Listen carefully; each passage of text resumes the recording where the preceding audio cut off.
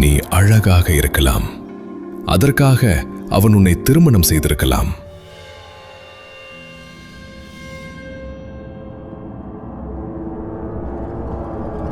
Acid ஊற்றி அழகை கரைத்த பின் உன் எலும்பு கூட்டை எவன் சீண்டுவான் என்று பார்ப்போம்.